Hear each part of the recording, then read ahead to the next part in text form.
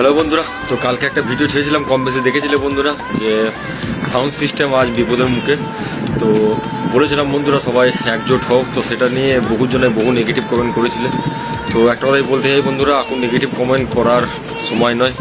তো সবাই একজোট হোক, নাহলে আমাদের বাংলা বক্সটা এবং এই সাউন্ড সিস্টেমটাই একবারে বন্ধর মুখে চলে যাবে।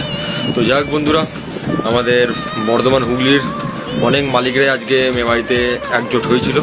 তো যারা জানে এটা হঠাৎ, ঠিক আছে, আমাকেও বলেনি, আমি পরে জানতে পারছি, যখন আমি বৈকাল থেকে ভাত খেয়েছিলাম তখন জানতে পারলাম যে মেমারিতে আজকে মিটিং রেখেছে হালকা করে।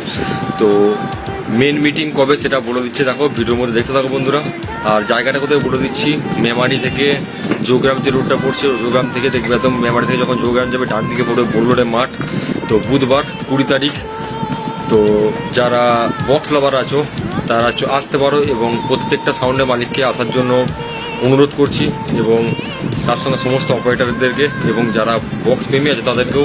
তো যাই হোক, ভিডিওটা দেখো বন্ধুরা, এবং একটু সবাইকে শেয়ার করে দিও যাতে সেদিনকে সবাই আসে, এবং ভবিষ্যতে যে ভাড়াগুলো আছে তারা সুস্থভাবে আমরা খাটতে পারি, এবং যারা ভাড়া করেছো তারাও পুজোতে এনজয় করতে পারো।